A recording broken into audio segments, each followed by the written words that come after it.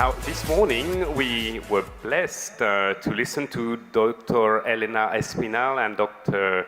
Stephen Murphy Shigematsu from the Americas.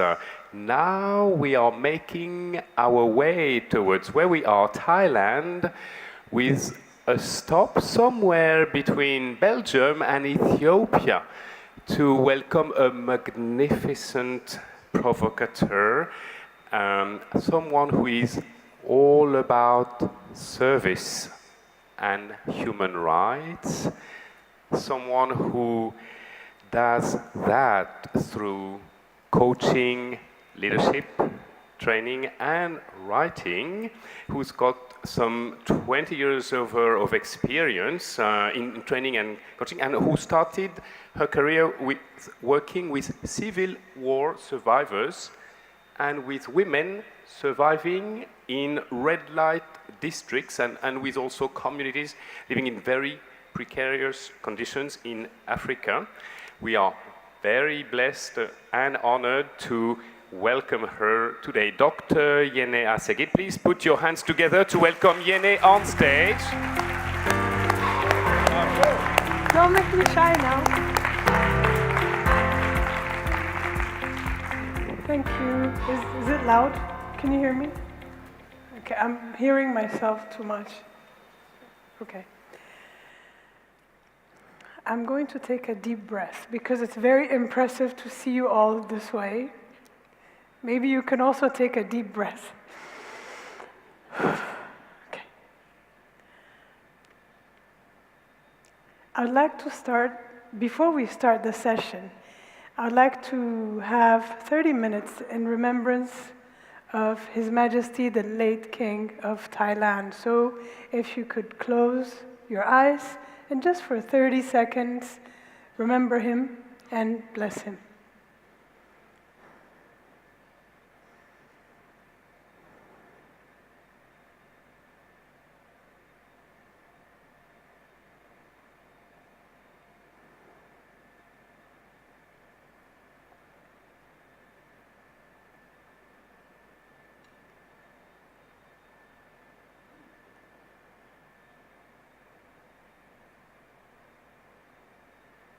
Thank you.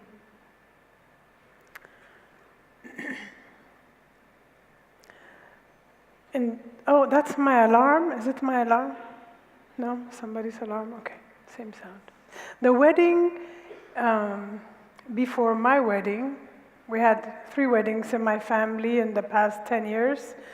And there was one wedding of my uncle, mine, and then my niece. The wedding of my uncle had a guest list of 5,000 plus people. They were all family. I come from a very, very large family. We're huge. I'm related to most people. And so coming from this large family, it makes you sort of a different person. And the reason why I talk about this is because it has shaped me in who I am. My grandmother was the person holding this family together. In her home, there were 3 running kitchens because there was a turnover of about 100 people a day, every day. And anybody who comes has to have a meal and a drink, and then we talk. It's only at her funeral that I found out, and many of my family members found out, that many of the people who came, we were not really related to. They were coming to seek her help. She never told us. There were high-level officials, there were business people, religious people, people from the communities, from the rural areas. It was no big deal. She had her chair and she would say, "Sit down. How are you doing? Have you eaten? What would you like to do? How can I help? How's your mother? How's your wife?" And this is how it started. When I found this out, she passed away in 2008.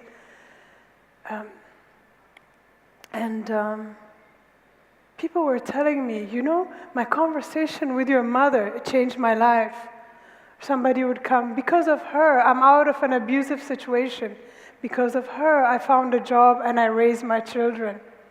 Because of her, because of her, because of her. Wow, I didn't know. I had no idea.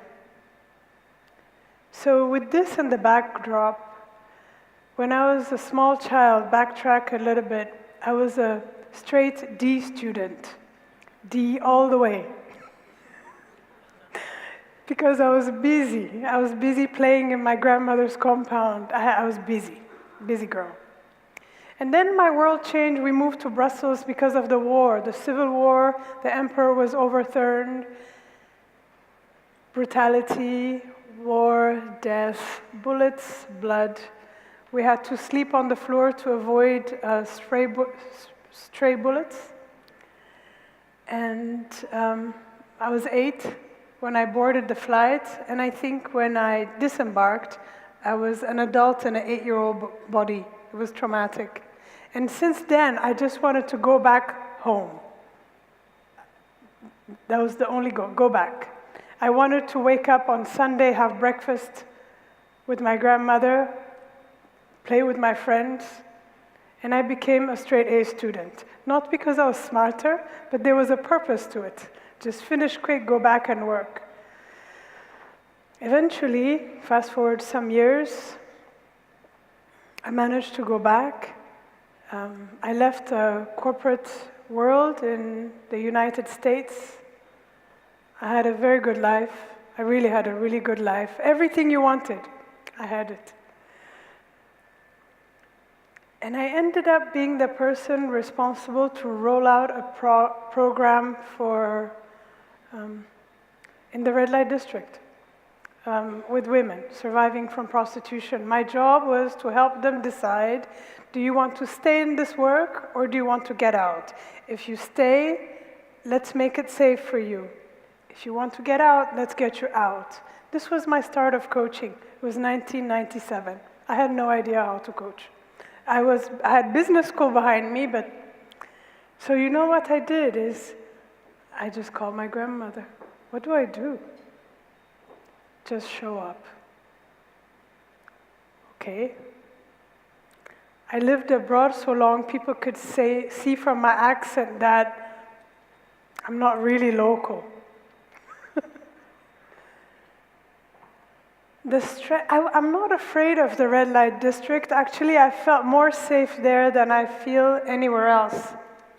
But the problem was that if I did it wrong, these women could risk being infected with HIV/AIDS, being subjected to violence, dying. So the stakes are not about getting a job or getting a promotion. It's a little higher than that. It gave me a lot of stress. And my grandmother said, you know, it's not about you. It's about them. It's not even about them as a person, them as the problem itself, but them as a person, the potential in them. You're there to serve their potential. It's not about you. So if it's not about you, there's no stress. I'm supposed to be a blank sheet of paper, a canvas, for them to think from, to reflect from. That was my job. That's what I learned from her. And I would call her on a regular basis. Sometimes in difficult situations because you have women who come who are badly beaten or it was hard. And you just have to rise up and say, what do I ask? You know, in coaching, we talk about powerful questions at a theoretical level. And we say, what can I ask? But now it's more like, what should I say? Am I supposed to give her a tissue, cry with? And my grandmother said, no, it's not about you. You're there to serve. You're not there to please, you're there to serve. Get on with it. I love my grandmother. By the way, she was a sharpshooter. She was trained in theology, philosophy, and art of war. She could handle firearms very well. And she had a sense of humor. So she would say, get on with it. And that's what I learned from her. We started in the red light district with about 10 women. By the time I left, we had over 6,000 women who, you know, when you talk to somebody and say, I'm not judging you, do what you need to do, I understand. Let me help you, let me support you. What can I do? What do you need to move forward? One time we were driving back, so of course, red light district, we worked in the night. What is it? Like 8 p.m. to 2, 3 a.m. And we're driving by, and I saw one young adolescent girl who was in our program, and it was on the street. She was being beaten up on the street by the police. And there was a big man standing there, you know, while she's being beaten. So I stopped and I said, why are you beating her? I said, she's our student. And he said, student. He said, water, I'm trying to translate. He said, water would go faster into a stone than knowledge in her head. And you say, wow. And she was on the floor saying, you know, he just got me drunk so that I could have sex without protection. I'm not doing that. She was in our program. She was one of our coaches. She's like, I'm not doing that. And as a coach, what do you say? I say, you know what, she's our student. And then you have to get it in you. And I said, well, you know, you see the car over there. There's a camera filming everything. Tomorrow it's going to be on TV if you don't let her go. There was no camera. I was bluffing. He said, what camera? I said, it's okay, keep beating her. Yeah, make sure you record it where, yeah, thank you. So little do you know, things happen in there, but it wasn't about me. It's about saying, serve. And this is when you serve for humanity.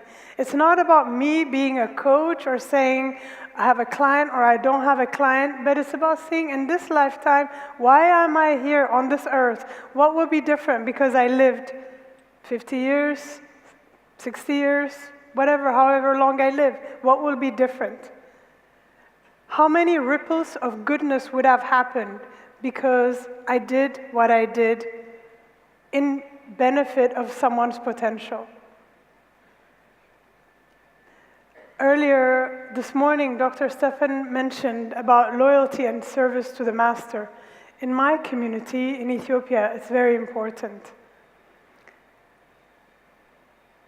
As someone who serves, so technically a servant, your pride comes in which master are you serving? It's like, whose child are you? Whose child are you? Who are you, really? And in my language, we say Fatari, and Fatari means the creator. That's who we are loyal to, and that's who we serve. So it doesn't matter what I think, it doesn't matter what you think. My only purpose is to serve the best I can, because you can't really fool the creator. The creator knows if you're doing your best or not. So as coaches, when we serve for humanity, it's really about asking ourselves, who am I serving? Am I serving myself, feeling good about hearing somebody tell me about their problems, and in the back of my head I'm saying, thank God that's not me. Tell me more. I use a lot of, nowadays, I've had the courage to come out with my spirituality. For a long time I didn't, because spirituality and business was not going together. But I find that I need the spirituality to stay in integrity to this service. I pray before every coaching I do. I pray after every coaching I do, to give grace and to give thanks. My prayers are not long and complicated. Just giving thanks, just asking for guidance. And this keeps me on track. It allows me to go through the difficult challenges, and it allows me to serve even beyond what I know. At some point, we lived in Sierra Leone in West Africa. I don't know if you're familiar with it. The civil war was between 91 and 2002. Has anybody seen the movie Blood Diamond? Hands up. I lived there.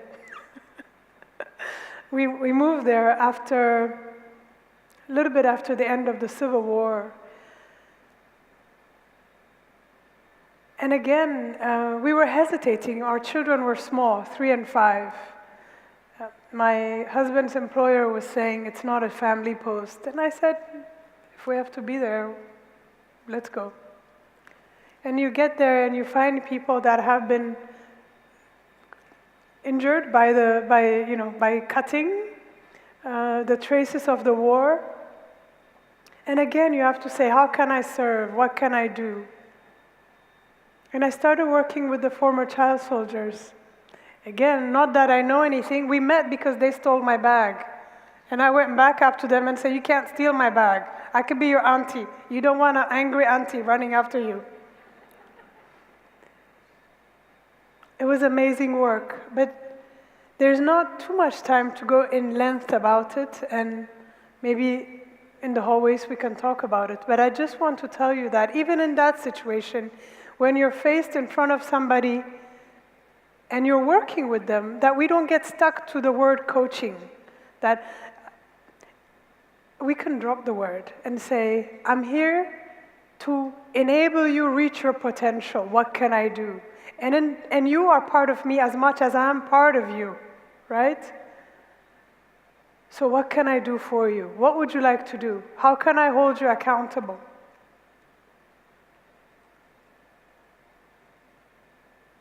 Again, it's about knowing that I'm here to serve the Creator. I'm not here to serve anybody else. Nothing else matters. Life is short. So when we show up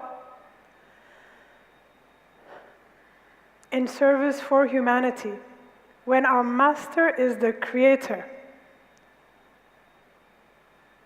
we have nothing else to do but to show up. Doesn't matter.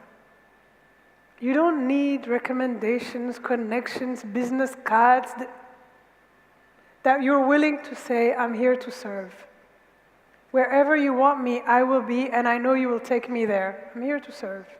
And in this way, we can serve humanity. And I think as coaches, we have a unique opportunity to touch the lives of people very deeply and to create huge positive ripples. And so with this, I will leave you by saying that it's a pleasure to be here to celebrate AIPAC's 10th anniversary for harmony and mindfulness for humanity. It's amazing. And I wish you safe travels home and blessings.